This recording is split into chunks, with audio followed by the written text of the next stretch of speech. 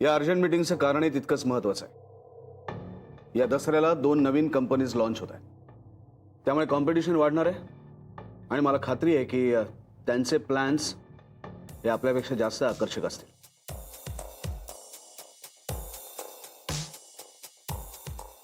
Sorry sir, पण आपण इतक्या कॉन्फिडेंटली कसं काय म्हणू शकतो?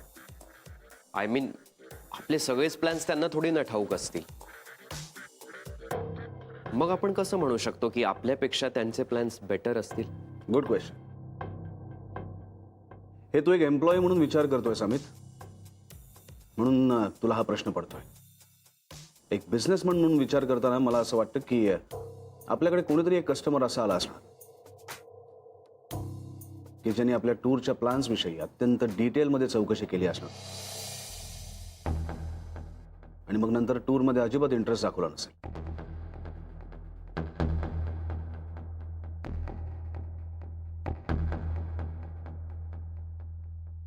तेच ते आपले कॉम्पिटिटर्स। एखादा बिझनेस सुरू करताना सेम फील्डमध्ये नेमकं काय चाललंय, कसं चाललंय याचा अभ्यास करून त्याची माहिती घेऊन इतरांपेक्षा कमी पैशामध्ये वेगवेगळ्या फॅसिलिटीज आणि आमिष दाखवली जातात आणि हे दाखवून बिझनेस सुरू केला जातो।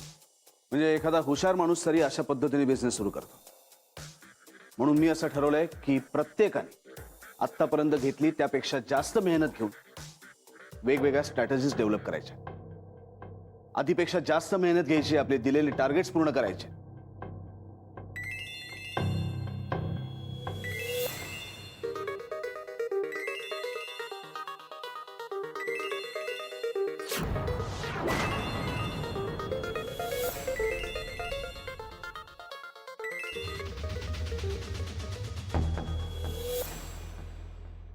Sorry sir.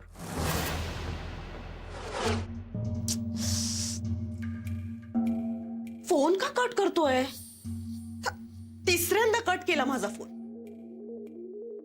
का कट करतोय मला काही कळतच नाहीये। सदा काका, बरं झालं तुम्ही होतात म्हणून।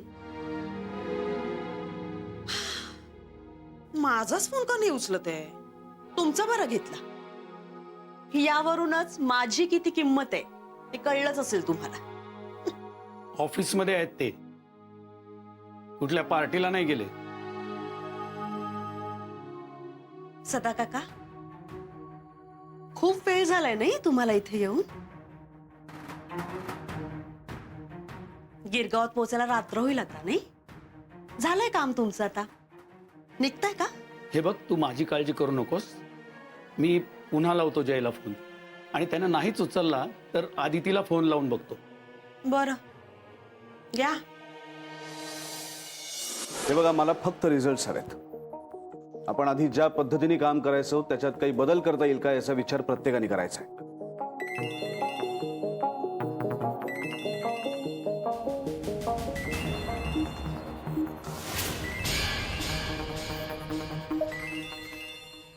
काय चाललंय तुमचं? नाही, मगाचपासून मी बघतोय आपण एका अत्यंत महत्त्वाच्या मीटिंग मध्ये आहोत आणि तुमचे फोनवरती फोन येतात।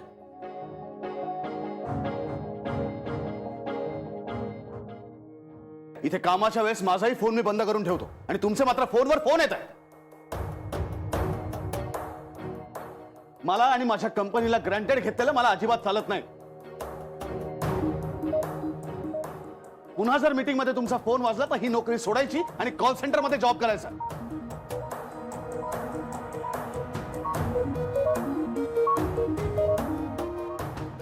तिकडे तुमचं हे टॅलेंट तुम्ही जास्त चांगल्या पद्धतीने दाखवू शकता।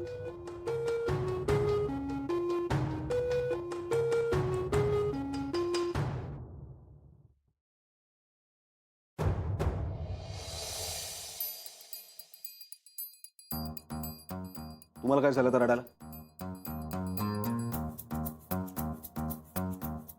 मी तुम्हाला नोकरी सोडायला सांगितली नाहीये, तुम्ही कशाला रडताय?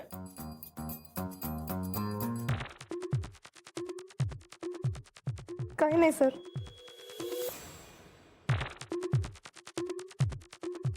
कोणाला काही विचारायचं आहे? Any suggestions? सर सर आपण स्पेशल प्राइस ऑफर काढूया का?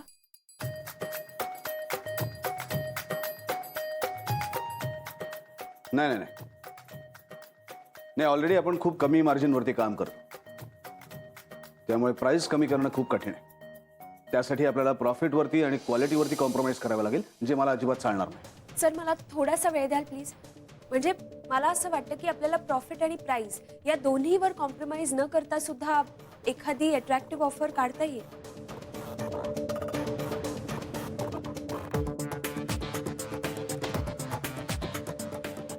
ठीक आहे, you workout and let me know. या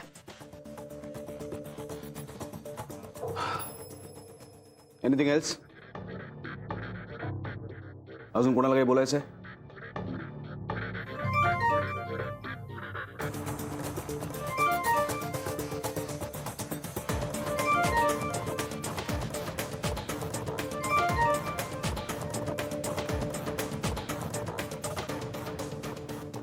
सॉरी सर. हे बघा, काही एखादा महत्वाचा कॉल असेल तर घ्यायला हरकत नाही, घेऊ शकता.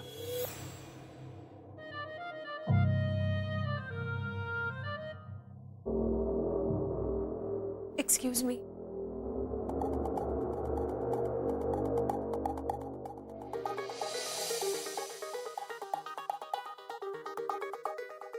तुम्ही असं काय बघताय माझ्याकडे मिस्टर जय? तुम्हाला काय वाटतं मी पार्शलिटी केली? मिस्टर जयराम खानोलकर, मिस दाभोळकरनी स्वतःला प्रूव्ह केलंय की त्यांना कंपनीच्या फायद्याचाही विचार करता येतो. तुमचं किमान मीटिंग मध्ये लक्ष आहे एवढा तरी आवा ना. नाही, ज्या दिवशी तुम्ही स्वतःला प्रूव्ह कराल त्या दिवशी मिस दाभोळकरांना जी ट्रीटमेंट माझ्याकडनं मिळाली तशी ट्रीटमेंट तुम्ही एक्सपेक्ट करू शकता.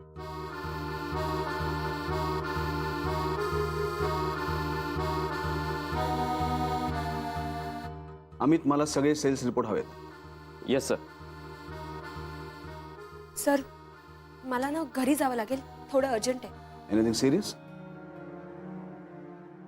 नाही पण प्लीज मी जाऊ शकते का? ठीक आहे, गेला तरी sir. Thank you so much sir.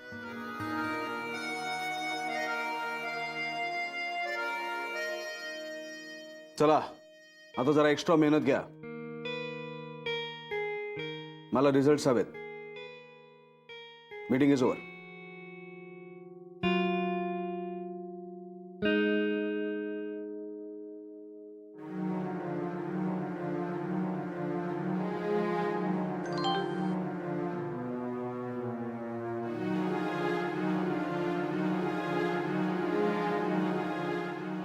मी विरारला जाते, तू लवकर ये.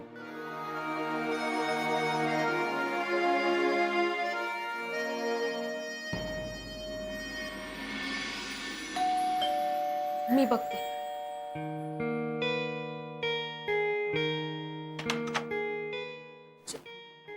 कुठे अण्णा? आते. अरे बरं झालं आलास. अण्णा बस. थांब हा, मी पाणी आणते.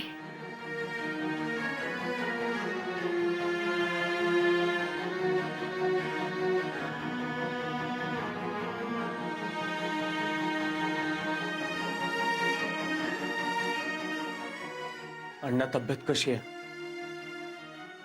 अरे बोल ना. ही मुलं तुझ्या काळजीपोटी आली आहेत तुझी तब्येत विचारायला. हा घे जय, घे. खरं तर माझं चुकलं. मी अण्णांसाठी जेवण बनवून जायला हवं होतं खरं तर, पण आता सगळं मला एकटीलाच करावं लागतं ना इथे. आधीच या घरात पाण्याची बोंब. नाही नाही, तू घे ना, घे. अरे काय सांगू तुला, सगळी कामं एकीकडे आणि पाणी भरण्याचं काम एकीकडे. चिनूचंही सगळं मलाच करावं लागतं. अण्णा नाही ते भूक लागली असेल या विचाराने चैनच पडे ना मला. अगदी घाई घाईने इथे आले माहिती. ते एवढ्यात माझ्या आईचा फोन वाजला की ती घसरून पडली म्हणून. झालं ना, सगळी कामं सोडली तिच्या मागे धावले. पण हा तर म्हणाला भिशी पार्टी होती म्हणून. हो हो ना, मग ते तर होतच. पण अण्णा इकडे उपाशी असतील ना या विचाराने एक घास घशाखाली उतरला असेल ना तर शपथ. अण्णा, हे असं काही झालं तर खाली जाऊन काहीतरी खाऊन घ्यायचं ना, उपाशी कशाला राहिलं? कसे जाणार खाली? जवळ पैसे असायला नकोत का? आधीच होतं नव्हतं ते सगळं हे घर घेण्यात ओतलं. घ्या झालं म्हणजे आता हे सगळे खापर माझ्या डोक्यावरच फुटणार आहे की काय? अरे देवा, म्हणजे आता तुम्ही सगळे मलाच नावं ठेवणार की सासऱ्याच्या पैशाने इतकं मोठं घर विकत घेतलं आणि तर त्यांनाच उपाशी मारतीये म्हणून. एवढी छोटीशी चूक झाली माझ्या हातून. इतके वर्ष मन मारून त्या चाळीत राहिले ना, त्या सगळ्यावर पाणी फिरलं, दुसरं काही नाही. वहिनी प्लीज शांत हो, प्लीज.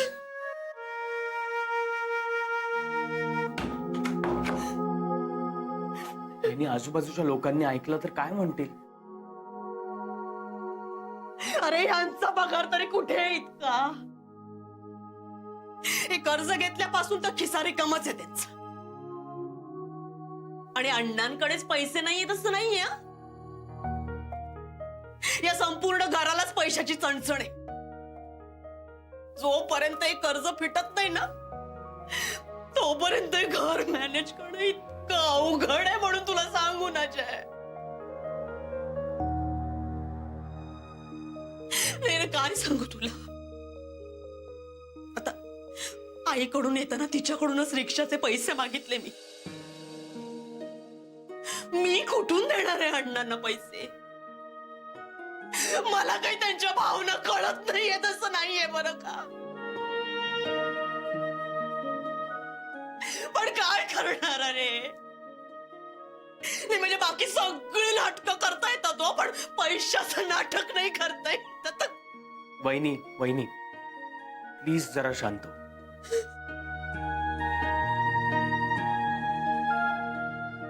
वहिनी, अण्णांच्या खर्चासाठी पैसे आम्ही देत जातो. हो.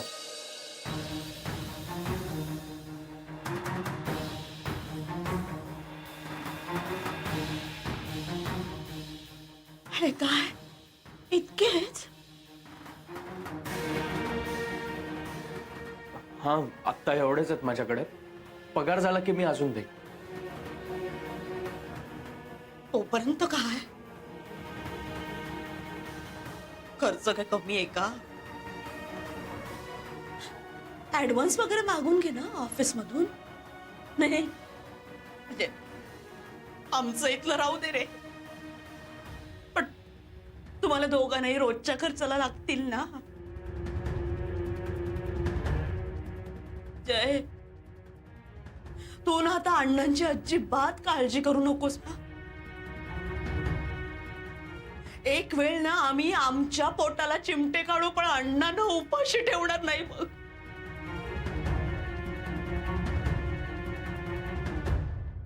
आणि आज घडलं ना तसं पुन्हा कधीही होणार नाही. आता चुकून झालंच तर काही टेन्शनच नाही. तुम्ही अण्णांना खर्चाला पैसे देणारच आहात, नो प्रॉब्लेम. म्हणजे यापुढे तरी त्यांच्यावर अशी उपाशी राहण्याची वेळ येणार नाही ना.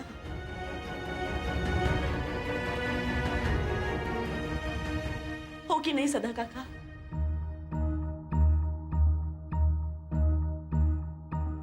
दे दे पैसे दे त्यांना.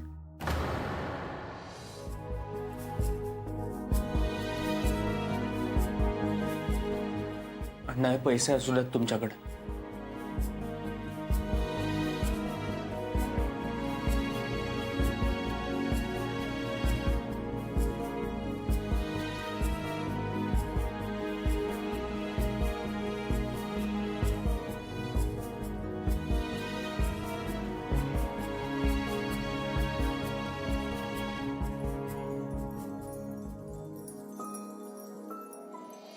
दहा, 9, 8, 7, 6, 5, 4 3 2 1.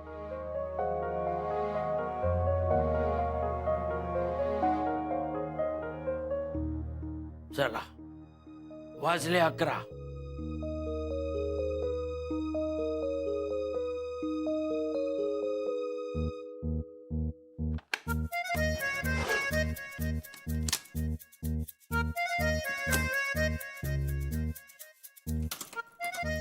अहो अहो काय करताय हे लॉक कशाला केलात मुलं यायचीत ना अजून ते अग्रीमेंट जे केलंय ना त्या भिंतीवर फ्रेम करून लावण्यासाठी नाही, भाडे करू म्हणून या घरात राहायला येण्यापूर्वी दोघांनाही अटी आणि नियम सांगितलेले आहेत. तुम्ही तिघांनी ते ऐकलेलं आहे आणि मान्य केलेलं आहे. काय ऍग्रीमेंट ऍग्रीमेंट केलं म्हणजे काय माणूस की सोडून द्यायची का? ती मुलं कुठे गेली असतील, काय झालं असेल ह्याची काळजी करण्यापेक्षा तुम्ही रागावताय काय त्यांच्यावर? माणूस की शिल्लक आहे म्हणून अजून त्या दोघांचं सामान घराबाहेर फेकलेलं नाही, पण आज रात्री मात्र दोघांनाही घराबाहेरच राहावं लागणार आहे. नियमांचं उल्लंघन केलं की शिक्षा मिळते हे जेव्हा त्या दोघांना कळेल ना तेव्हा या अग्रीमेंटची किंमत कळेल.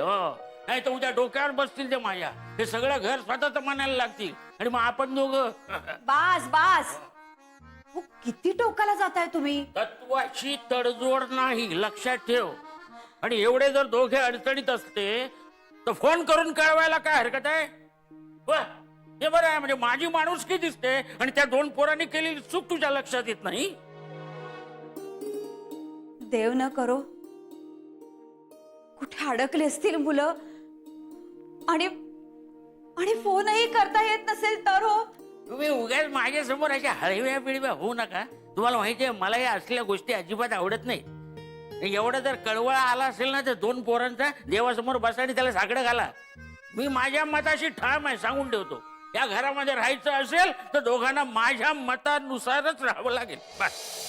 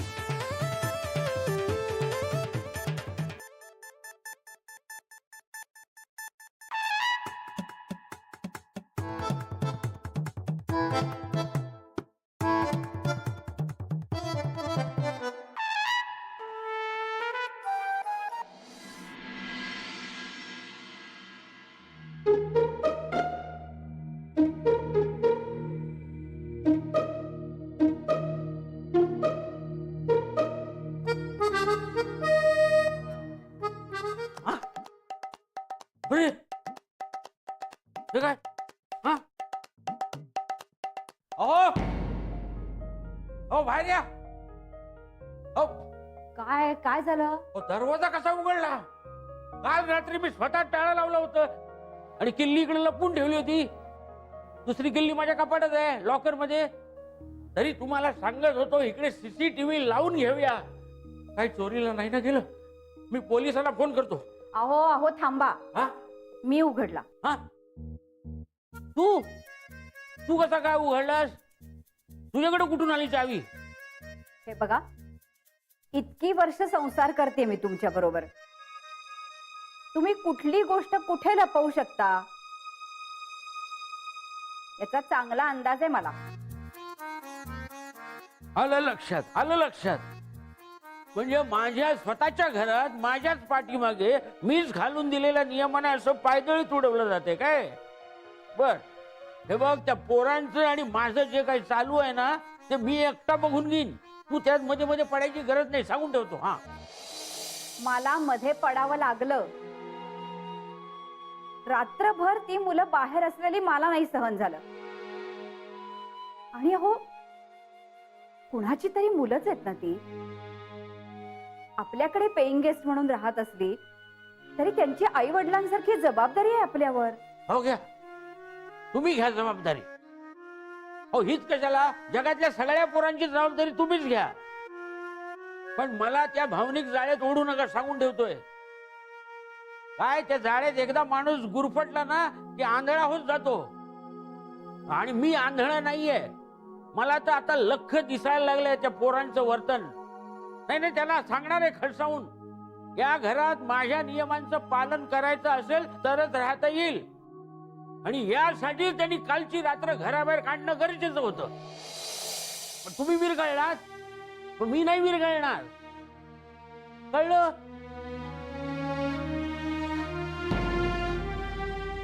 आज त्यांना खडसावूनच विचारतो, राहायचं असेल तर माझ्या नियमाप्रमाणे राहावं लागेल, नाही तर नाही.